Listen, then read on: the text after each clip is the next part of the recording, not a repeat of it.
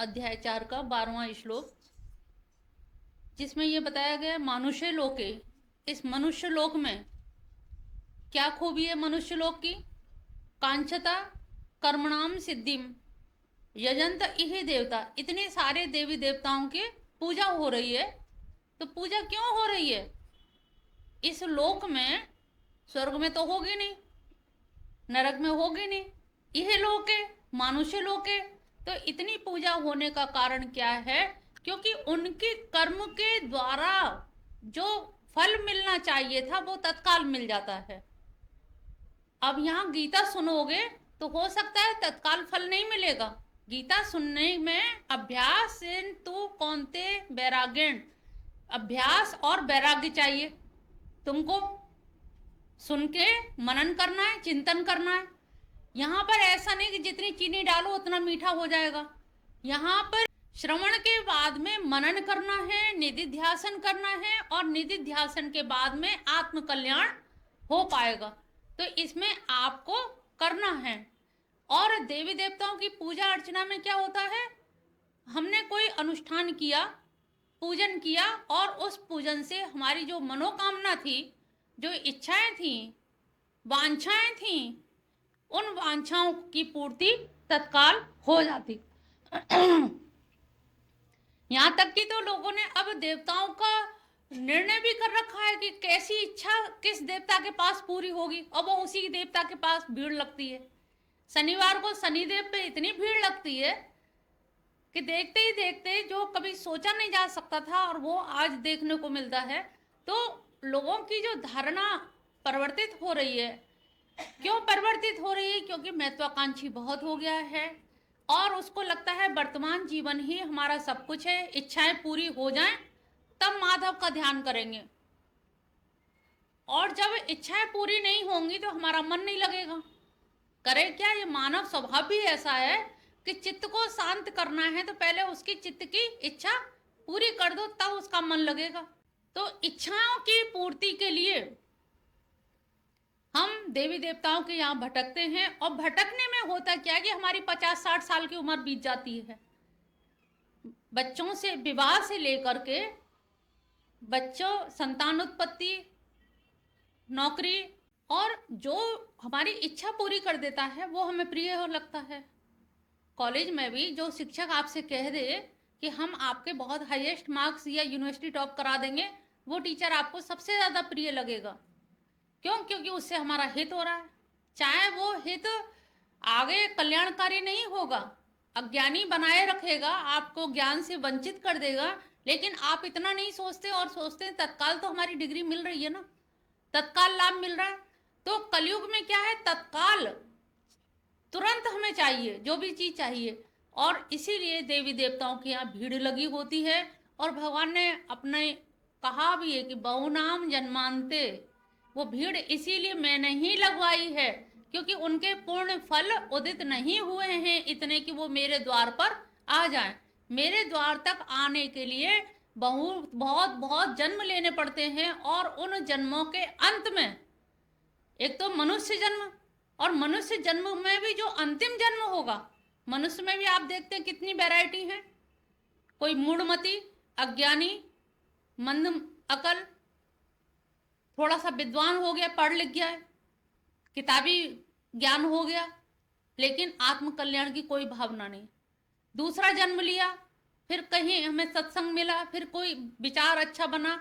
होते होते मनुष्यों में भी इतनी कैटेगरी हैं, आप खुद देखिए जहां आप रहते हैं, कुछ लोग झोपड़ी में भी रहते हैं, कुछ हवेलियों में रहते हैं, और कुछ मध्यम वर्गीय भी हैं। तो इनके भी वर्ग भी जन्म जन्मांतर संघर्ष उसमें भी चल रहा है। इतना अंतर जो है, ये क्रमबद्धता जो है, ये सोपान क्रमिक व्यवस्था जो बनी हुई है, ये सोपान क्रमिक व्यवस्था आपके कर्मों के अनुसार बनी हुई है कि जिसके जैसे कर्म होते हैं उसको वैसे ही जन्म, कुल, वर्ण, धर्म, रंग, रूप, शिक्षा, उपाधि, धन, वैभव, ऐश्वर्य, ये सब अपने कर्मों के अनुसार मिलता है। गीता तो मानती ही मानती है, और आगे चल के जैन दर्शन ने तो, जैन धर्म तो इसको इतना मानता है कि कोख का भी निर्णय हमारे कर्म ही करते हैं। हम किस माँ से पैदा होंगे, किस कुल में पैदा होंगे, अपनी जाति का निर्णय भी हमारे कर्म हम ही करते हैं। हम दोष देते हैं कि ऐसे कुल में हम पैदा हो गए, हम गरीब घर में पैदा क्यों हो गए, ऊंचे घर में क्यों नहीं पैदा हुए। कोई किसी को दोष देने का राइट नहीं है, क्योंकि हम स्वयं अपने जिम्मेदार हम स्वयं हैं।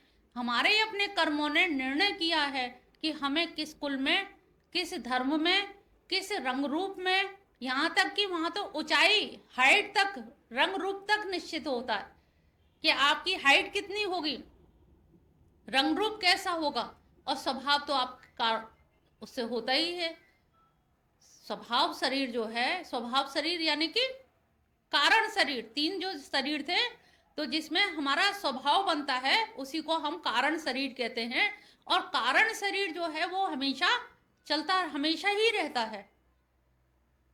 कारण शरीर आपका कभी समाप्त नहीं होता, वो उसका आपका एक तरह से नेचर, हम कहते हैं ना भाई हमने बहुत समझाया लेकिन स्वभाव उनका ऐसा नहीं माने। स्वभाव ऐसा है क्योंकि वो कारण शरीर है उनका, वो उससे वंचित नहीं रह सकते। कुछ भी पलट जाए, आपके पास बैठेंगे, आप जैसे हो जाएंगे, लेकिन नेचुरल उनका जो स्वभाव है वो वही रहेगा, कारण शरीर। तो यहाँ पर हर चीज के इच्छाएं जो पूरी हो रही हैं, देवी देवताओं में भी भगवान कह रहे हैं कि इनमें सामर्थ्य भी मैंने ही दी है। जैसे मनुष्य के शरीर में सामर्थ्य है, तो हमारे शरीर में जो सामर्थ्य आई है वो सारी सामर्थ्य किसके माध्यम से आई है, भगवान के विद्वान है तभी तो। और यहाँ की इंद्रिय कहा जाता है, इंद्रिय शब्द भी इंद्र देवता से बना है,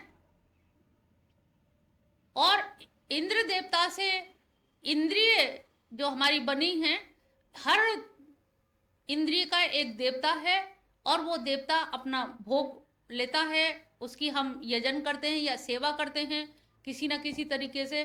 तो ये जो हमारा सामर्थ्य, जो हम कहते हैं ना देवी देवता सामर्थ्य दे रहे हैं, सामर्थ्य आपके शरीर में जो आ रही है वो देवी देवताओं के माध्यम से आ रही है। देवी देवताओं में किसके माध्यम से आ रही है, भगवान श्री कृष्ण।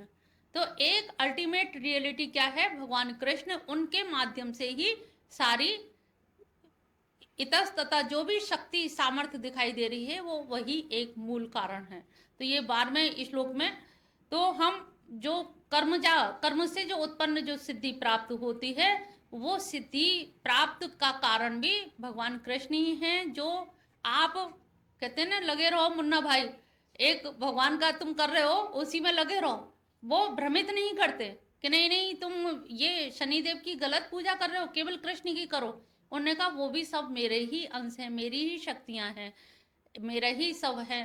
अब राधा रानी के कहते हैं जितनी देवी देवता सारी देवियां जो हैं उन्हीं की शक्तियां हैं, वो आराधनी शक्ति हैं, और बाकी की सब कुछ सब उन्हीं से ही रिलेटेड है। तो इसी प्रकार से भगवान भी, उनकी सारी शक्तियां, सारे संसार जो व्यापक रूप से चल रहा है, अन्यथा बिहारी जी के मंदिर में ही इतनी भीड़ होती कि पैर रखने की कभी जगह ना मिलती कभी भी। लेकिन आज उन्होंने इतना विस्तार कर दिया अपने रूपों का, कहीं द्वारकाधीश बन के बैठे हैं, कहीं राधा वल्लभ बन के बैठे हैं, गोविंद दामोदर बन के बैठे हैं, तरह तरह से उन्होंने जो श्रीनाथ जी हैं, तो ये जो रूप धारण किए हैं वो रूप अपने मनुष्य के रुचि वैचित्र के अनुसार, और रुचि जैसी होगी वैसे ही मनुष्य उनके पास जाएगा। तो ये कर्म से जो हमें सिद्धियां प्राप्त हो जाती हैं, तो उसमें रमण विवेकी जन को नहीं करना चाहिए। अगर आपकी बहुत प्रबल इच्छा है कि नौकरी नहीं लगेगी तो खाएंगे कैसे, ये तो बहुत जरूरी है, अगर ऐसी भी है, आपने कामना करी है और नौकरी लग गई है, तो आप वहां से फिर हट जाइए, फिर भगवान में ही लौट आइए। आप केवल थोड़े दिन के लिए जैसे कहीं जाते हैं और काम हो जाता है तो लौट आते हैं, उसी तरह से अगर किसी देवी देवता की पूजा कर भी रहे हैं, होने के बाद मनोकामना पूर्ण हो जाए तो उसमें फिर लिपायमान मत रहिए, अपना लक्ष्य मत बदलिए, क्योंकि आपका लक्ष्य नौकरी करने के लिए नहीं आप पैदा हुए हैं, आपका लक्ष्य आत्म साक्षात्कार है, जो किसी भी देवी देवता से पूर्ण नहीं होना है। तो आत्म साक्षात्कार के लिए अंत तो गत्वा आपको लौटना भगवान कृष्ण के पास ही पड़ेगा। तो माना कि हमारी संसार में बहुत सारी इच्छा हैं, कामना हैं, हम इनको नहीं मतलब दूर कर सकते, इनके बिना जी नहीं सकते, क्योंकि पेट है तो जीविकोपार्जन का साधन भी करना है, रोजी रोटी भी कमानी है, घर भी चलाना है। तो इनके निमित्त हम जो जो काम कर रहे हैं उन कामों को करके हमें लौट के फिर भगवान के पास ही आ जाना चाहिए, क्योंकि हमारी शुरुआत भी भगवान कृष्ण से हुई और हमारा अंत भी उन्हीं में होगा। बीच में हम भले ही भटक जाएं, कामनाओं की वजह से बेबसी भी हो सकती है, उसको हम यही नहीं कह सकते कि आप बहुत लोभी लालची हैं, वो आपकी मजबूरी भी हो सकती है कि आपके पेट पूजा, हमारे बच्चे, घर परिवार कैसे चले, इसके कारण भी हमें बाध्य होकर करना पड़ जाता है। लेकिन लक्ष्य मत भूलो, मंजिल मत भूलो, मंजिल यही है कि कृष्ण को ही पाना है। रामकृष्ण परमहंस ने कहा है कि जो पंगत में आ गया है वो पांत खाए बिना नहीं जाएगा।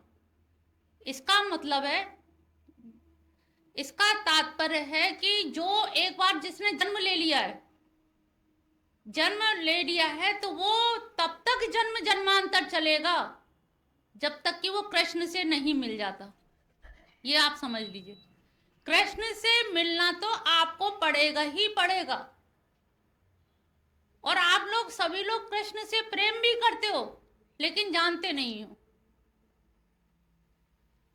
जब कोई व्यक्ति मृत्यु को प्राप्त हो जाता है और तुरंत शमशान पहुंचाए जाते हैं, तो ऐसी कौन सी चीज थी जो अभी तक आप घर में रखे हुए थे, अत्यंत प्रिय थी?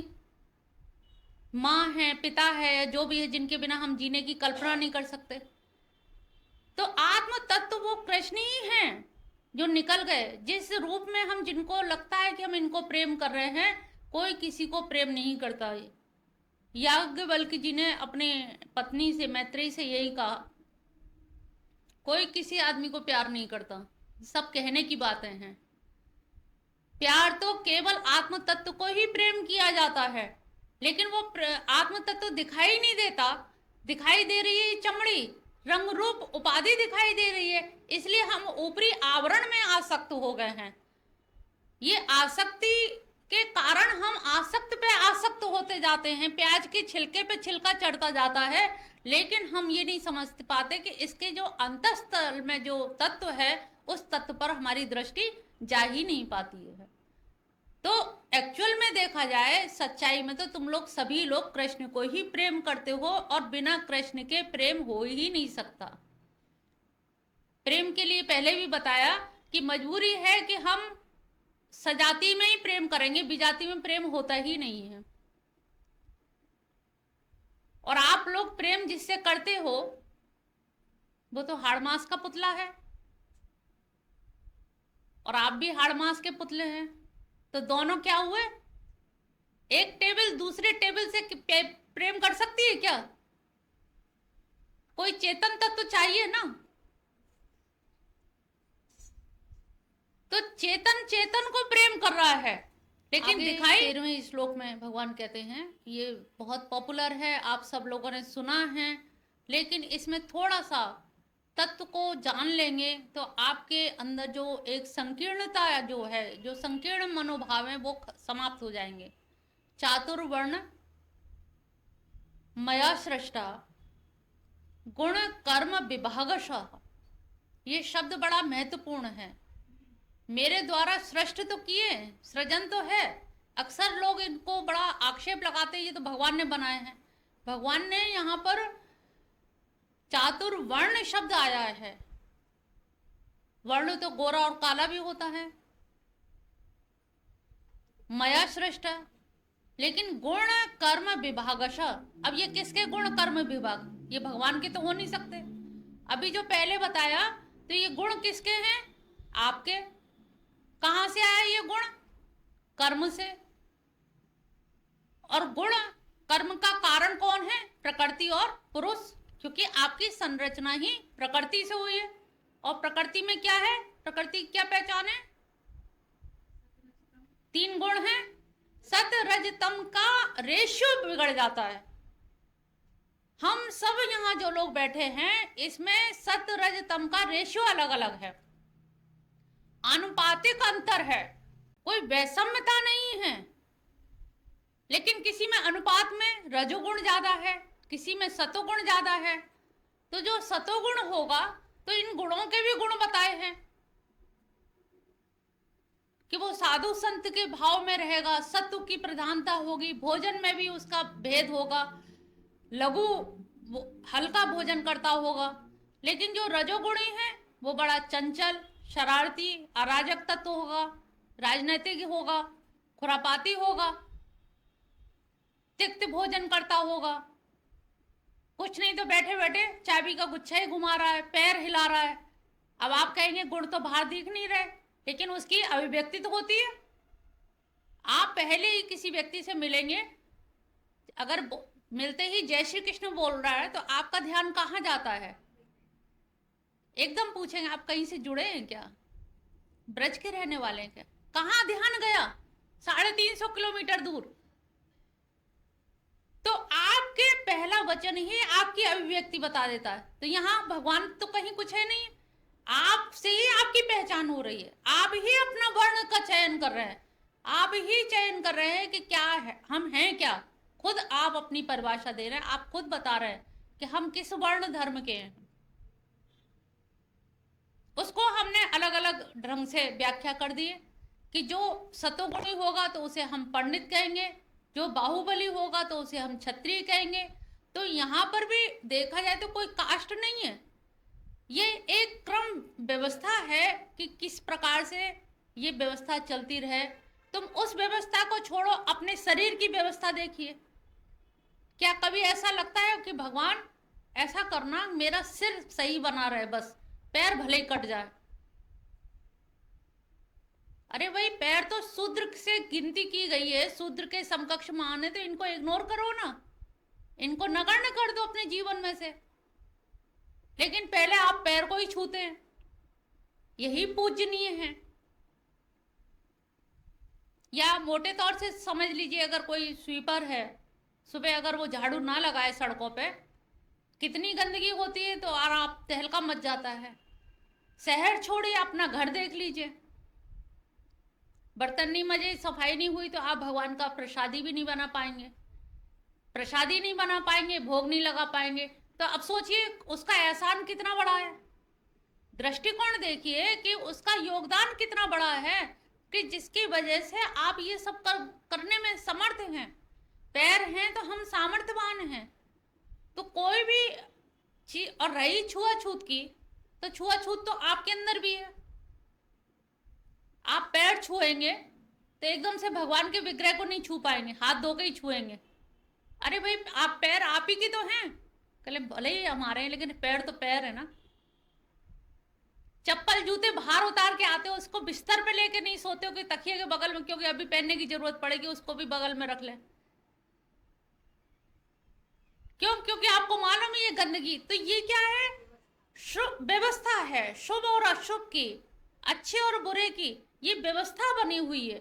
आप ही अपने गंदे अंगों से, निम्न अंगों से अगर हस्त छू जाए, सुबह शौच क्रिया में जाइए तो आप कितनी बार हाथ साफ करते हैं? आप कहे अरे हम ही तो गए, हमारा ही तो है सब कुछ, हमने जो खाया था वही तो सब है। लेकिन नहीं, फिर भी आपको शुद्धिकरण करनी पड़ती है। तो जब हमारे शरीर की व्यवस्था में वर्ण व्यवस्था है, घर में वो वर्ण व्यवस्था है। अब घर में भी जो बड़ा आदमी है, जो सबसे बड़े बुजुर्ग हैं, माँ बाप हैं, अब हम कह नहीं बिल्कुल समान होना चाहिए। समाज में आज क्या है, राजनीति के तहत बिल्कुल समाजवाद होना चाहिए, सब समान होने चाहिए। भाई, समान जब भगवान ने नहीं बनाए तो तुम समान करने वाले कौन होते हो? समान कैसे हो जाएंगे? अपने घर में ही आप समान करके दिखा दीजिए। माता पिता को भी वहीं उसी थाली में दीजिए जिसमें छोटे बच्चों को आप भोजन दे रहे हैं, वैसे ही उनसे व्यवहार करिए। छोटे बच्चे से जैसे डांट के बोल रहे हैं, वैसे ही माँ बाप से बोलिए। क्या ये उचित होगा? तो ये सारा गुण कर्म विभागश, ये जो विभाजन है, ये केवल व्यवस्था को बनाए रखने के लिए किया गया है। और जब व्यवस्था को बनाए रखने के लिए किया जाता है तो निश्चित जानिए उस विभाजन से एक व्यवस्था बनी रहती है, सुचारू ढंग से चलता है। और जब हम घर के छोटी सी व्यवस्था के लिए इतना कुछ व्यवस्था करते हैं, तो इतनी बड़ी सृष्टि के लिए तो भगवान को ये व्यवस्था करनी ही थी। तो उन्होंने सृष्टि के प्रारंभ में ही मनुष्यों की जो उत्पत्ति हुई वो किस आधार पे हुई? गुण और कर्म के आधार पर। तो कर्म हमने किए और जो कर्म किए उन कर्मों के आधार पे ही हमारे गुण बने, और गुणों का ही उद्रेक होने के बाद उस गुण का ही अनुपात, किसी में गुण ज्यादा आ गया, कोई गुण ज्यादा हो गया, लेकिन इन गुणों में भी एक गुण पाया जाता है। तीनों गुण का एक गुण कौन सा है ज्योति? तीनों गुण का एक गुण है जो एक दूसरे को दबाने में लगे रहते हैं, अभिभव। अभिभव माने जैसे मल्ल युद्ध होता है, ऐसे ही अंतःकरण एक अखाड़ा है, और अंतःकरण रूपी अखाड़े में तीन मल्ल हमेशा लड़ते रहते हैं। आप लोग यहाँ आ रहे होंगे तब लड़ाई चली होगी थोड़ी सी, चला जाए कि ना चला जाए, मिशन जाए कि ना जाए, क्या पहने, रात हो जाएगी, अंधेरा हो जाएगा, लेकिन उसमें से जो मजबूत मल्ल होगा वो जीत जाएगा। जब सत्वगुण की प्रधानता होगी, कोई विचार, एक विचार ऐसा, अरे चलो चलते हैं, जो होगी सो देखे, काम तो बार बार भी होते रहते हैं, लेकिन आज फिर ये दिन दोबारा नहीं आएगा। और सही बात है, पूरा जीवन जी जाएंगे, आज की डेट दोबारा लौट करके, आज का समय, ये तिथि लौट के आएगी ही नहीं, कभी नहीं आएगी। जिसने समय के मर्म को समझ लिया है तो वो हर कर्म के मर्म को भी समझ लेता है। उसको मालूम है कि ये विधान दोबारा नहीं बनेगा। आज जो विधान है, आज जो लोग एकत्रित हुए, वो आगे नहीं हो पाएंगे, और होंगे तो हो सकता हम ना होंगे। तो ये सारी चीज सोच के जिसने अवसर का लाभ उठाया है, समय को पहचाना है, समय का लाभ लिया है, वही व्यक्ति उन्नतशील बना है।